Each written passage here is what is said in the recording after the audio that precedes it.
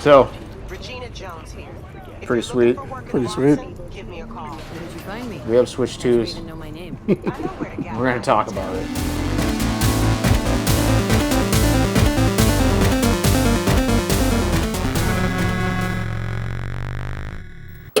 We're back. Kind of. Kind of. Yeah, we have a different change of scenery today. Yeah.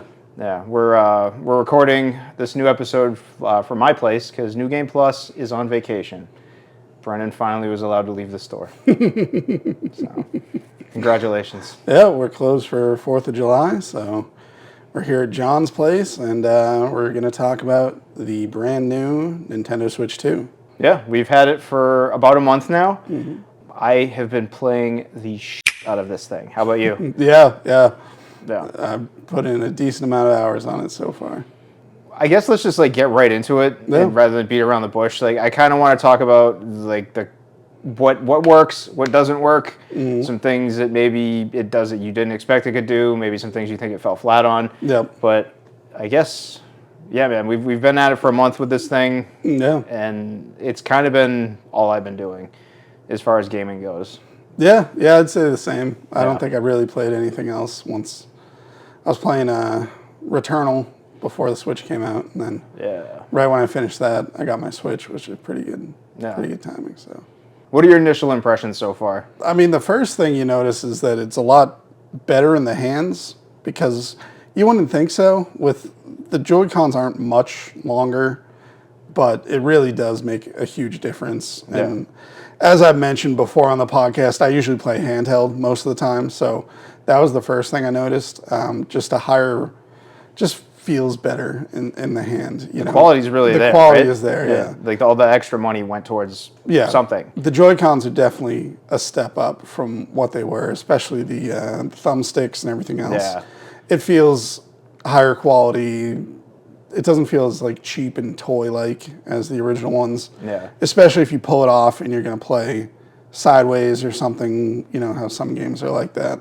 It feels more like a whole controller than a little gimmick sort of thing. Yeah, those magnets are really they really hold on to that thing. Yeah. A lot more than you would think that something magnetic would. Yeah, I mean, there's these pretty substantial triggers to even release the magnet to take it off, and the whole snapping it on is actually really satisfying to do. It is, yeah. To snap them on and off, and the fact that it's not on the rails, which wasn't a huge deal, but it was a point of failure for a lot of people's Switches. Those rails would get loose over time, and you'd have to tighten them up.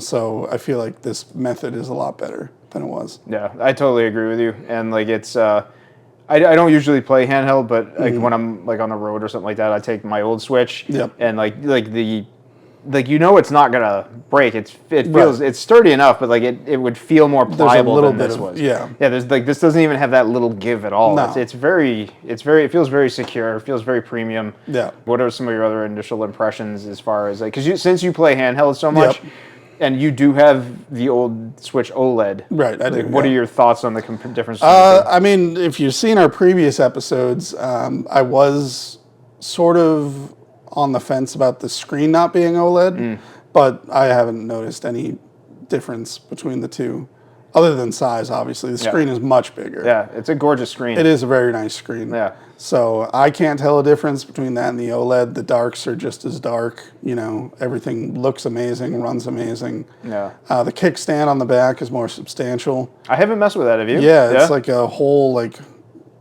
built out part of it instead of, No. I feel like each iteration they got better. Like the original Switch was this flimsy little thing. The OLED was this nice little part that you could sort of articulate it different angles and it would stay there. Oh, that's cool. And now the Switch 2 does the same thing, but it's like an entire cutout basically at the back. Yeah. I'm surprisingly really enjoying the top charging port for the Switch 2. I forgot about that. Yeah. Which you wouldn't think it would make a big difference, but if you're, playing handheld and you're sitting somewhere, I feel like the top port gives you a bit more distance to your... That does make sense, so it's not poking you in the Right, it's not going something. down and then around to something. It's going straight from the top into, the wall outlet, so you get a bit more range on the charger there. That is an interesting thing that I would never think would. I wouldn't either. But it's also offset as well, so you can have it on it's on the right side, and then that makes it closer. So that was one of the features that when we first heard about it, I was like, okay, why? What are you doing? And it actually ended up being something that I use pretty often as far as that goes. Nice. Yeah. That's cool. I feel like a majority of the people are pretty happy with the screen, but I've heard some weird complaints. Yeah, I've heard some weird complaints too.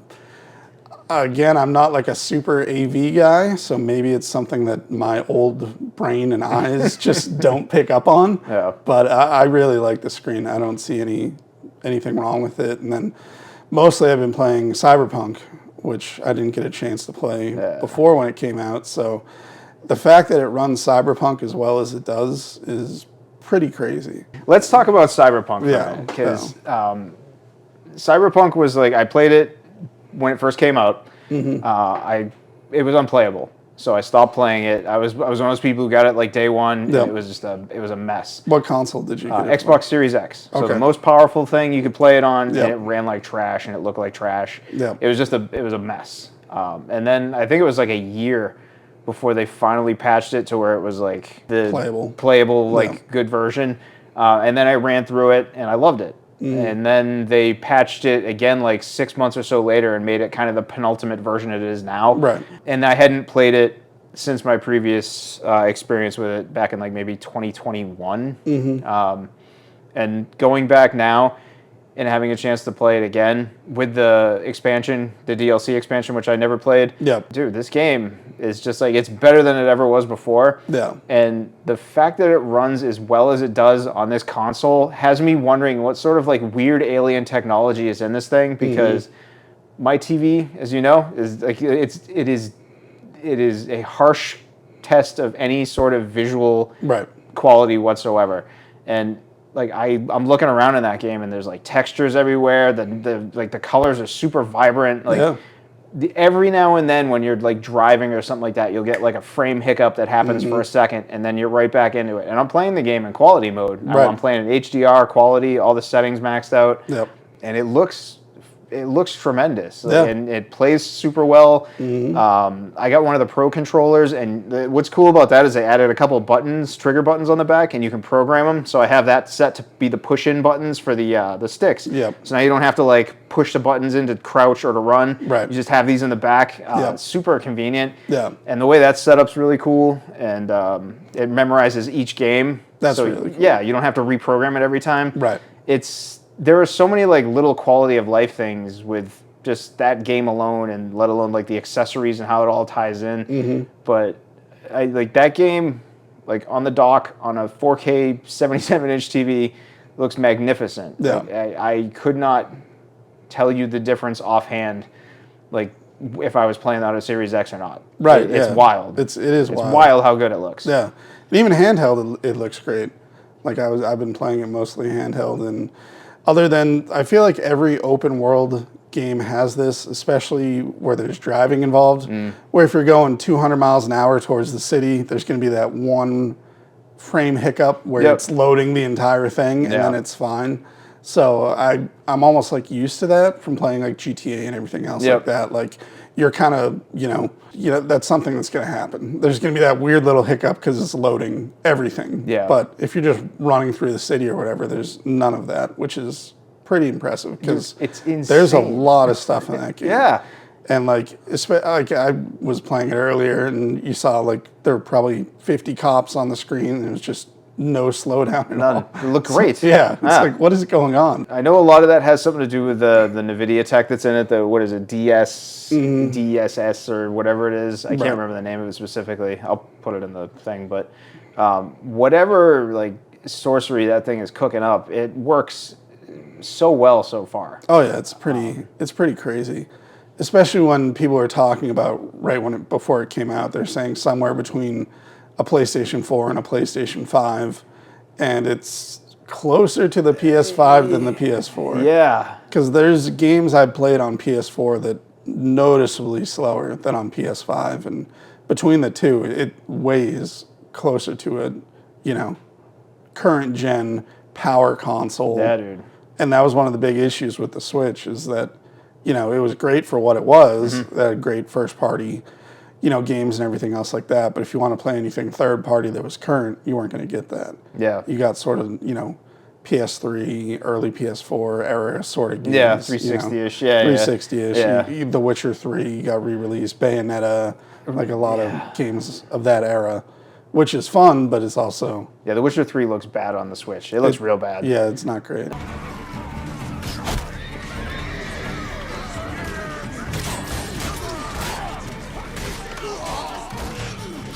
Yeah, but like the fact that they made it run is impressive. But now it's like if you did what you did with Cyberpunk, if Project CD Red went back and just redid The Witcher specifically for the Switch 2, I might be tempted to buy that again. Yeah. Like that's something I would. Did you play that?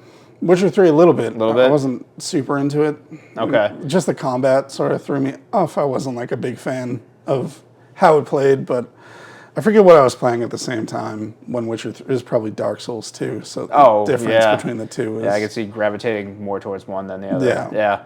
I feel like that's something they should try porting over. But I also feel like Cyberpunk was like a really good litmus test for what this system is capable of. Oh, definitely. And what it means for like first party like Nintendo games coming down the road. Like Donkey Kong comes out in the time we're shooting this, I think it's like a little less than 2 weeks now. Yep. Everything I've seen for that, it looks amazing. Metroid Prime, which I just am dying to get my hands on. I can't wait to see what they've done with that and how well that's going to run. But like this console, like basically everything that you and I had like been wanting out of this console, it has given to us. Yeah. Like what more do you want, honestly? Well, even the upgrades for the Zelda games, like again, I was never a person who cared too much about frame rate or anything else or complained about it. It never bothered me playing either of those games, even though those are kind of common, But when I fired up Tears of the Kingdom on the upgrade version, I was like, okay, yeah, this is way smoother, substantially better. So I can see why some people, pirated it and played it on PC versus playing on the Switch because it is like substantially better. Yeah. So have you gone back to revisit any other like Switch games? Have you had any like, because one of the biggest things we had talked about was the backwards compatibility. Yeah. And honestly, like I've got a Switch library of almost like 80 games at this point, or maybe even a little over 80, and everything works. Everything that had like either a day one patch or came like a week later. Right. It's like I haven't run into any issues with the backwards compatibility, which is really nice. Because, part of me is like, oh, well, I keep my OLED and, use it for certain games if I want to go back and play them. And so far, it's like, I don't really see a point in doing that. Yeah. I mean, even like the getting it out of the box and cloning your system was seamless. Just super easy. Yeah. What takes like 15 minutes at the most? Yeah, and you just put them next to each other and sit there. It's like so much easier than it used to be. Nintendo has come on record saying I think this is like the fastest selling console in the history of consoles and the biggest. Yeah, they get 5 launch. million already or something like that. Yeah. I personally feel like this is a well-deserved praise, and this so far has delivered everything that I had for criteria for Switch 2 to be. Yeah. So, like, I guess I do have one little gripe, and one of them is maybe more of a foresight on their end as far as the old controllers, their retro controllers they put out. All of their retro controllers that they put out, like GameCube, Super Nintendo, NES, N64, Sega, the NES ones were slide in to charge only. Yep. And that means you can no longer charge your wireless NES controllers because they don't have a USB port on them. So you have to have some sort of Switch 1 charging apparatus to charge those, which is kind of a kick in the balls just because all the other ones are USB-C charged. So that kind of stinks because I do use my retro consoles and I like being able to, have play those. It with them.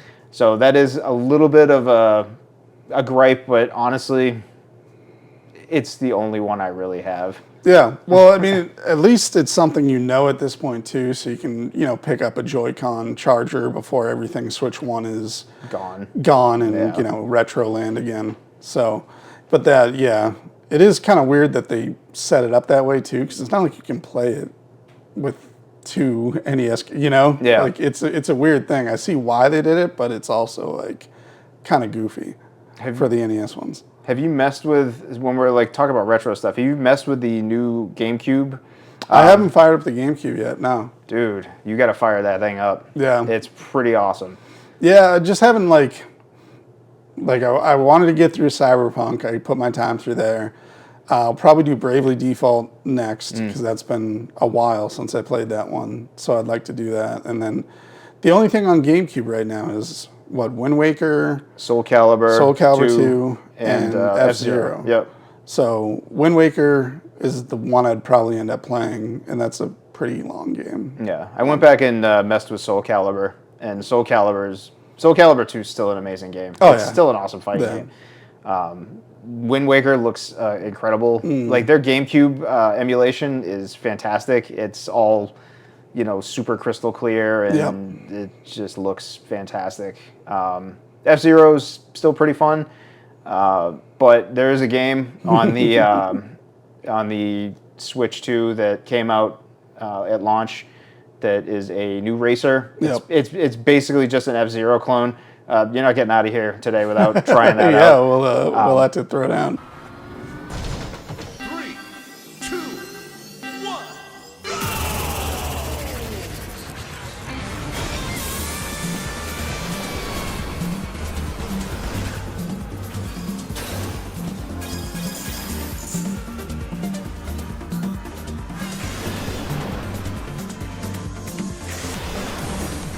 I'm like obsessed with that game right now. I like it way better than I've ever liked any F-Zero game, and I always thought F-Zero was fun. Yeah, F-Zero's great. Yeah, but this is like, I don't know. It's got like a little twist on it where it's like you'll hit like these ramps that have specific colors, and you have to like manually change it, or you slow down. Oh. And then there's like coins you collect which give you like a boost power, and you can like ram into other people and like knock them out of place. And it's basically like just F-Zero on steroids. It's so fast, like it's insanely fast, and it just looks really great. It controls super well, and it's hard. Like that game is just like, I'm only in like the second tier. Think of like 50cc to 150cc Mario Kart. I'm in the middle of it right now, and after getting first place in the first like novice, now I'm in the secondary, and it's like it's tough. It's spectacularly tough. So we'll have you try that out. Yeah. But, well, even the original F-Zero was not an easy game. Yeah, dude. That was definitely a tough game, and then F-Zero 99 is like, like I like Tetris 99, but F-Zero 99 is like impossible. Yeah, it's too much. They do a lot of weird stuff with it, but yeah. The other thing I want to mess around with is the game sharing that they have now for the digital. Yeah, I haven't tried that. We should try that here because you don't have Mario Kart. No. So I have Mario Kart. I want to see how that works. We should try that. Yeah, I think what it does is it gives it to the other person for 2 weeks, and then at the end of the 2 weeks, it just reverts back to your Switch. But I can still play it on mine? I'm not sure. But it's one of those things that I think is cool because, like, there's been a lot of games we've talked about over the years on Switch where it's like, you haven't played it, but I have it, but it's digital only on my console. So now I can actually lend it to you, which would be cool. Speaking of digital only and lending things out, let's talk about the game Keycard thing. A lot of people have big feelings about that. Yeah, they do. I have my own thoughts on it, but I'm curious to know what you think more first. I mean, I feel like it's inevitable that things are going to start moving in that direction. And I can see why people are sort of hesitant about it because there's been all this talk about like, there's like this big thing in Europe where they're trying to get signatures so that games don't get bricked after like, the company goes defunct or what have you, and you can keep playing your games. So that is one thing I worry about is because most of it is just, it's a digital download basically is what it is on a cart. So being able to have that 10, 20, 30 years in the future is really the one part of it that worries me.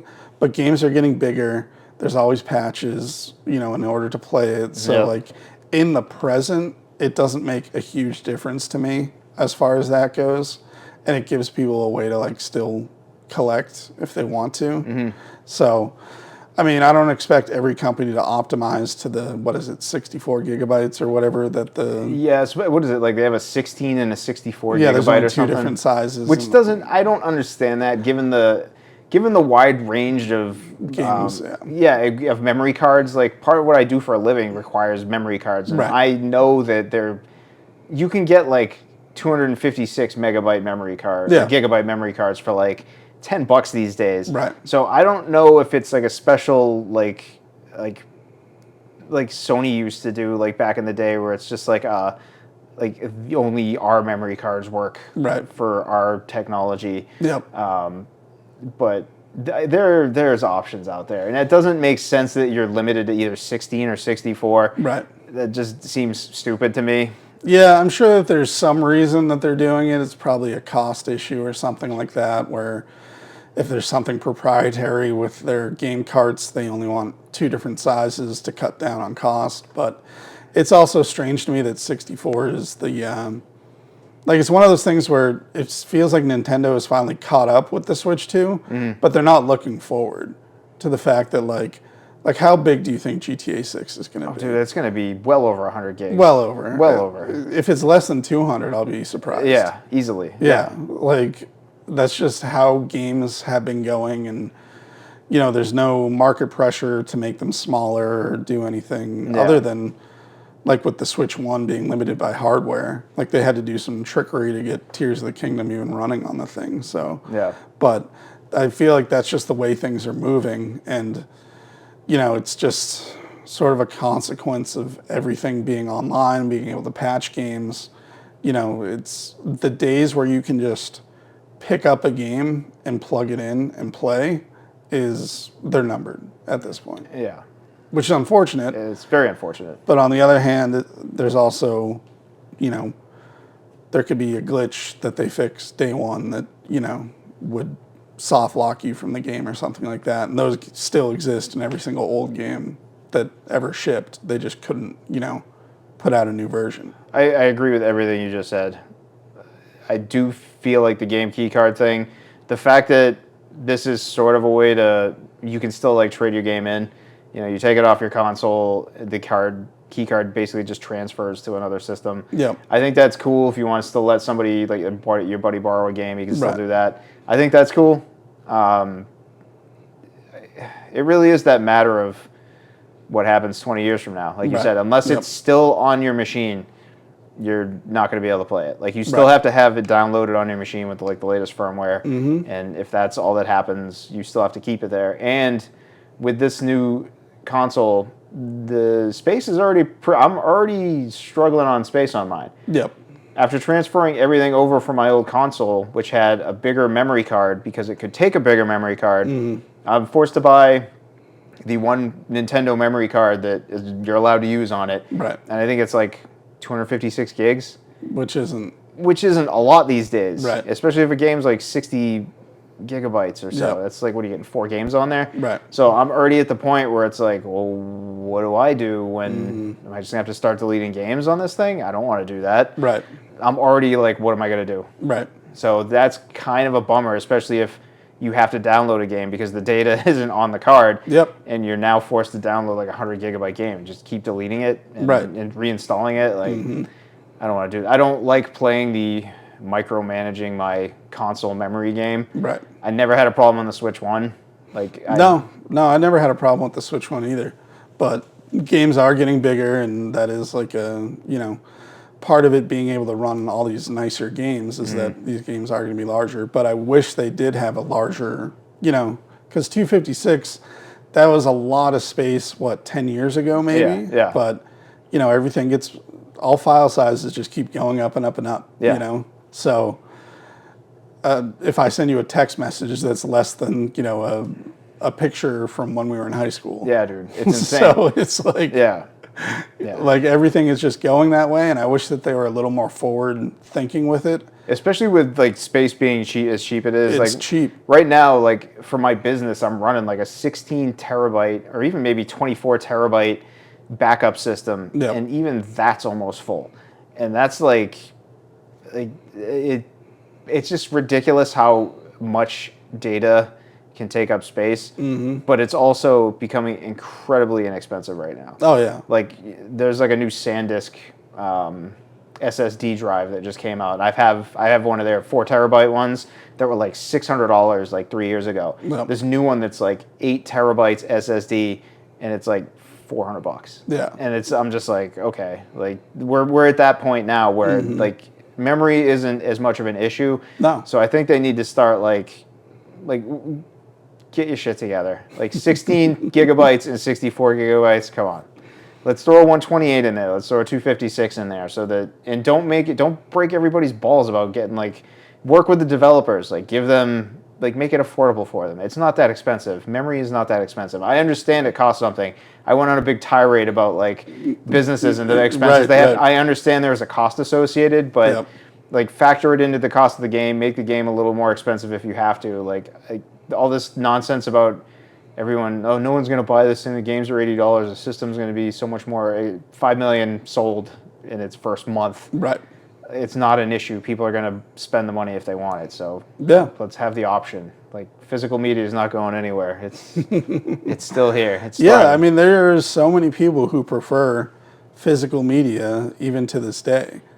And, you know, you can't really blame them given the fact that these giant companies can just delete things that you pay for off of your account or whatever. Or if you're streaming, your favorite show can end up on some other streaming service or just not there anymore. So, like, there's this impermanence that all these giant companies have that's giving people this, anxiety is too much of a word, but you know, something akin to that where it's like, I don't really want to do all digital because people have just been screwed over so many times. And it's only like people our age or older complaining about it. Yeah. Because we've seen it.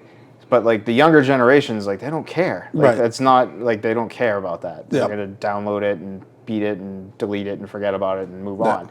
Whereas like if I enjoy an experience, I want to revisit it again. Like I want to be able to have the opportunity to do that. I've been on like a tear getting like old retro games. Like you mentioned it, I just got The Thing remastered from like the PS2 days. And the fact that it's on a cart and I can play that anytime I want, it's not going to disappear. Right. Like that's cool, especially when it's they took the time to redo the game, and like I just want to be able to play my games whenever I want to play my games. Right. It's not that hard a concept to grasp. Yeah. So. Yeah. It shouldn't really be that hard to do both. You know, convenience of digital if you want to go that way, or I mean, you have that cool little carrying case that I want to get one, but that doesn't take up much more space if you have a backpack or something like that with your Switch. So it's not a big deal. And every Switch case ever has a little zip thing so you can throw your little game carts in there that could fit 10 or 15. So like it's not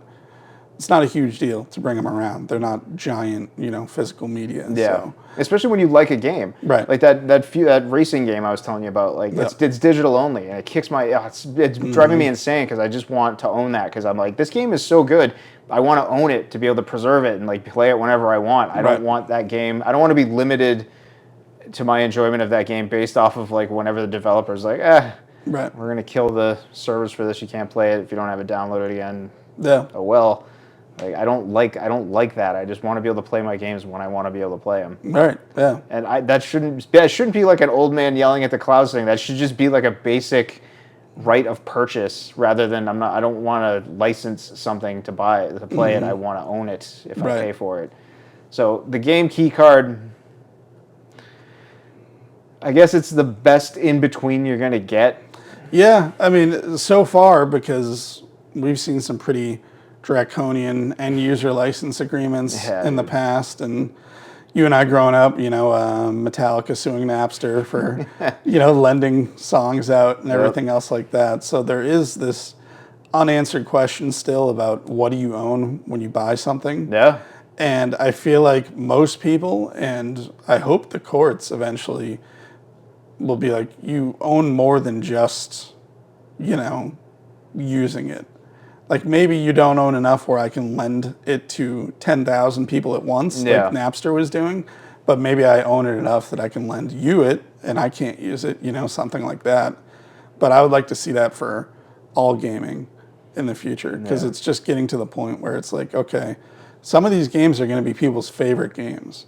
And once that service goes down, and it's become more and more apparent with live service games where it's even single player, it's got to connect to the internet and check in and blah, blah, blah for no reason.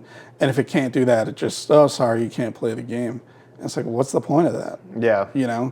So there has to be, there's going to eventually be something that, breaks the dam on that. Or hopefully, like, oh god, we need real seats. we can't win when it comes to sitting. We need beanbag chairs. Yeah, right, dude. Yeah. We need to set up a Patreon. Help us get better chairs. Yeah. I don't even remember what the hell I was saying.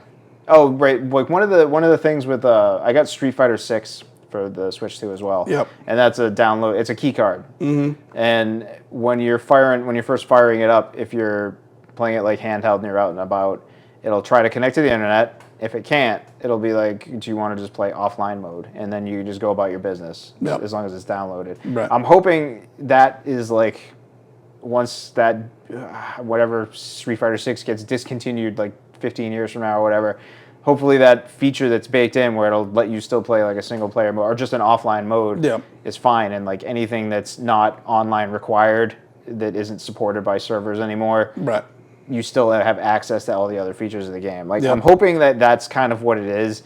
And if that's the case, that's fine. Right. I don't have as much of a problem with that but it does sort of mean you're at the mercy of that game not having any issues or your memory frying and like, cause if once that server's gone, you're not gonna be able to re-download it. So Exactly. It's a weird in between, and I see why people are pissed about it. But I also, there's part of me that's like, yeah, I guess this is a decent enough compromise. It's good for right now, but it's also not an answer to the question. Yeah.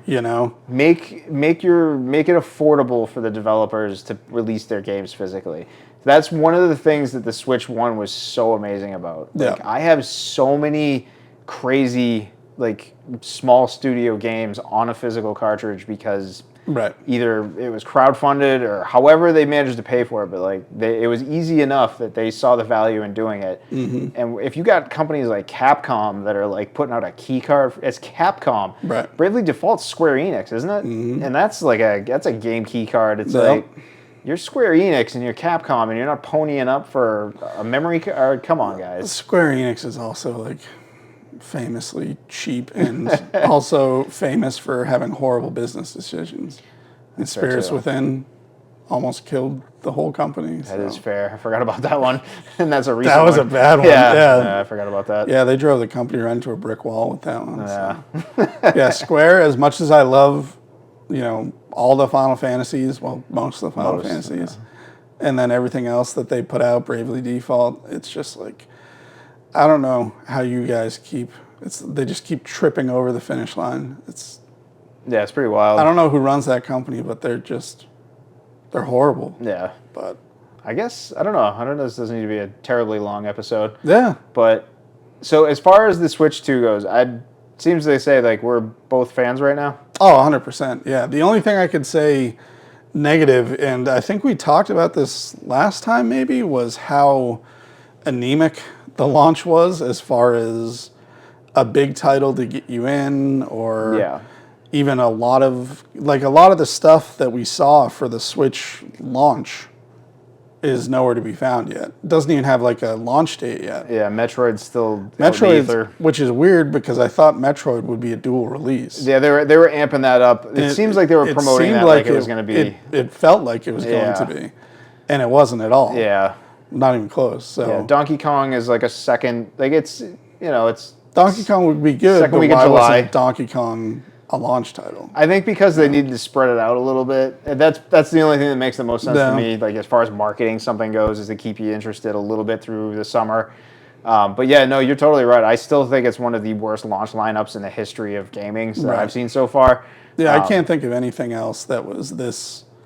PS2 maybe. PS2 was kind of a bad launch lineup. Yeah, but PS2 was also like cutting edge new technology. Yeah, it had a that DVD player. It was a cheap DVD player, so it had that going for it. Like, the Switch is cool, but it's also like all these things they showed, like that the wheelchair basketball game, which takes advantage of the whole mouse control and everything.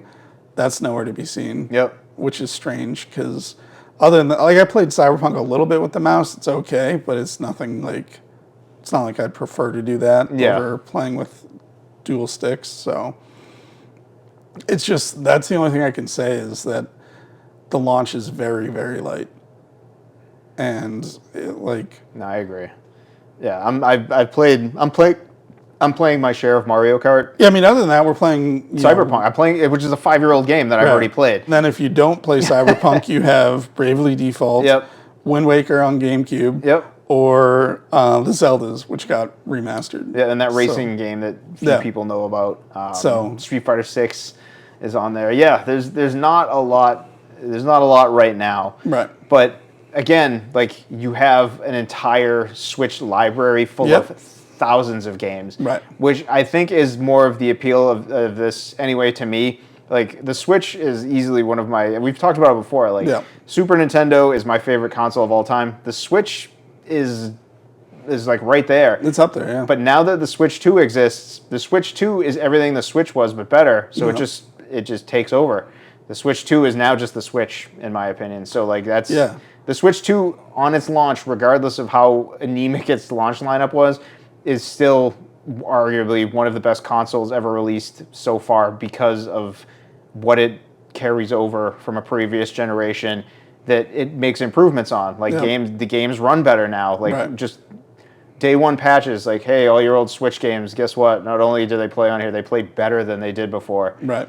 It's cool. Like some of them got 4K patches, some of them are just running better, they load better. It's wild that you're just getting all of this benefit and all of these thousands of games right on this console. So it's like, sure, is the launch lineup a little wimpy? Yeah. Sure, but maybe dust off some of those old Switch games that you never got around to playing and play it on this. And plus, is it really going to matter when all the games that they've already said are coming out 2025 actually come out? Yeah. And you're playing Silksong, and you're playing, Hades 2. Hades 2, Yeah. Elden Ring Tarnished Edition. Yeah. There's going to be a lot that's coming out. So it's July now, but by the time it's Christmas, that's not going to be, a complaint that anyone can make. No, I'm already backed up as is. I'm still like I'm playing Cyberpunk again. I'm not even playing I got Doom. I bought the new Doom and Doom Dark Ages. I haven't even touched it. I played one level on it, and then Switch 2 came out. I was like, well, I'm on to playing Cyberpunk again because I'm captivated by it. But yeah, man, it's pretty wild that this thing, regardless of a weak launch lineup, has already superseded my expectations and delivered on what I needed it to enough where I'm like, yeah, this is already the best console. The hardware itself is, I can't complain about anything about it. So it's insane how powerful it is. It's weird. It's weirdly powerful. Weird. It is weird. I've had a weird issue. I don't know if this is a patch thing, Nintendo, but a lot of people are complaining about it. The new Pro controller, when I'm playing Cyberpunk, if you're in areas where the vibrations are too intense, the vibration will shut down and you'll get a little warning where it's saying it needs to cool down, and I'm like, that's a weird little. That is a little strange. Never saw anything like that on the Switch 1. I've never seen anything like that on anything. Yeah, so that I don't know if that's a weird patch thing. Also, did you have the weird battery issue with yours? No. I'll show you mine. Mine has that weird battery issue where it doesn't show a full battery, even though the battery is fine. And I did there's a weird reset mode for the battery that I tried, and it still isn't working. Interesting. Yeah, so I know that it's trying to keep it at 80% or lower for longevity and whatnot. So. Yep, and I have mine set up for that, but it also doesn't display it correctly. Even fully charged, it'll show 87% for mine. Interesting. And it's very bizarre. Huh. And I haven't done the one mode that they give you to try. It didn't work, and now I'm supposed to let it just sit and deplete fully, and then charge it fully, and then do it again. I haven't done that yet. Right. I might do that just to try it. Yeah. But it's a weird little bug. But that and the Pro controller overheating with the vibration, that's also weird. odd. Yeah. Yeah. But any launch console, they've always had some issues. Yeah, with them, and so. it's minor. Right. But it's how many Switches did we buy? I only bought one. You only bought one? Yeah, I only had the one for 8 years. Oh. Yeah. You had a few though. I had two. Two? Yeah. I know Tom probably had 4 or 5. Of course he did. Yeah. He likes those collector's edition ones. Oh yeah, man. But even still, I feel like the launch Switch, there was I didn't have any issues with it, but there were people who did have issues, especially battery life. And then there was a second version of the Switch before the Lite came out, which fixed some of those battery issues. So Yeah. it's going to happen regardless of who's making it. You know, there's only so much you can troubleshoot before it's out in the wild and people, Yeah. you know. Yeah. Once you have 5 million users, And now it's time to start maybe looking at some of those things. they come up pretty quick. Yeah. Like, And for all you people out there who are like, oh, my Switch got bricked. Hey, don't download the illegal software they told you not to download on your Switch. Maybe don't do that thing they told you not to do. right. That you can't play your Switch on now. They warned you. Right. Like, They told you flat out. We will brick your Switch. Yeah, we're going to do this. Yeah. So, You got any other thoughts on this? Like, what are you most looking forward to for your Switch 2?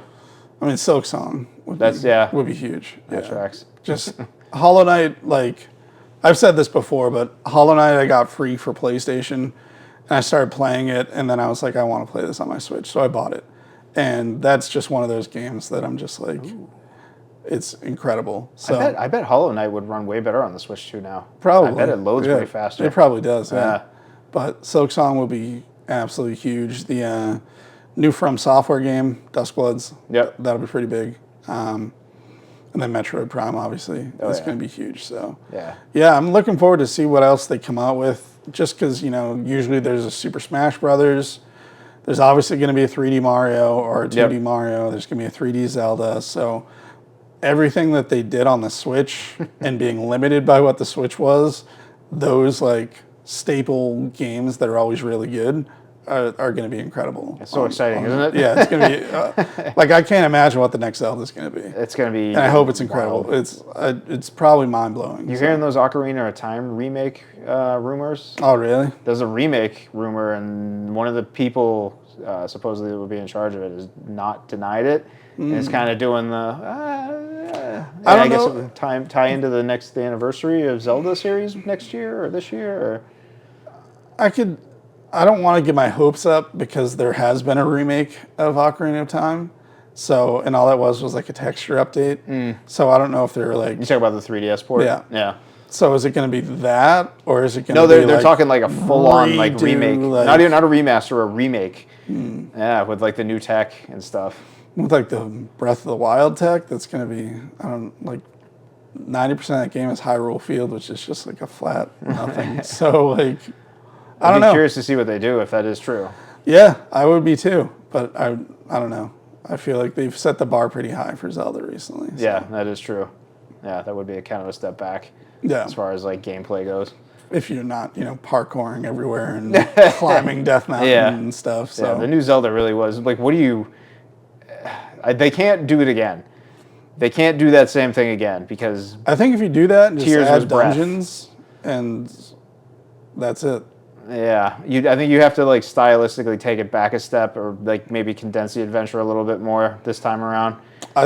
Honestly, I feel like just throw dungeons in there. Really? Just throw some that would be dungeons good enough in for there, you? and then like some actual dungeons. Yeah. Like, not like Tears were kind of like dungeon light almost, but It was better than Breath as far as that. Oh, yeah. It But- was definitely more that dungeon light is a good way to describe that. but add some sort of like progression in the dungeons, like with sage abilities or whatnot, and yeah, I think people would be like, "This is awesome." I kind of want. I'd like to see something a little more scaled back, just a little smaller and less grandiose. Just because Breath and Tears are pretty much the same game. They're very similar. I just don't want to play the same game again. Right. Just because, like, as great as those games are, it's just kind of like, I feel like everything's like that now. I feel like Zelda needs to like mix it up and do something a little different.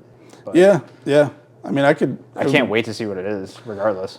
Yeah, I'd like to see like another sort of Wind Waker sailing sort of thing. Yeah, that game was That'd be rad. really cool. Yeah. Yeah, I can't wait for Metroid Prime. I want Metroid Prime more than I want my next Breath. I can't wait for that. Should be dope. Yeah. Hades 2. I can't wait for Hades 2. Yeah, that'll be a time sink. Hades 2 was awesome. Hades was a lot. Yeah. Any roguelite like that'll suck you in Oh, yeah. really bad. Yeah. Especially when they're like, oh, here's 5 different weapons, but then there's 5 different variations that you can level up and do stuff they're all with. So rad. they're all really fun. So it's like, here's 30 different ways to play through this game. It's like, oh, great. Yeah. And then the upgrades you give for the different gods, it's like, Yep. I've never done the math, but there's got to be like 1,000 ways you can Yeah. play through that game. Yeah, that game, Hades was a lot of fun. Yeah, it was dope. Yeah. But what about you guys? What are you most looking forward to? Let us know in the comments below. While you're there, subscribe, like, follow us on Instagram, Facebook, do all the things. Who the hell are we anyway? This guy, I'll tell you. We are the New Game Plus podcast. Generally, we film out of New Game Plus, which is a retro video game store located in Kingston, New Hampshire, 160 Main Street, Unit D. Stop by, talk video games, buy video games, just play video games. We usually have something hooked up. Front TV, right now we got Super Nintendo. It's a great system. Can't go wrong. Yeah, come on down, hang out, and anything you need, we got it. It's true. Place is rad. See you guys in the next one.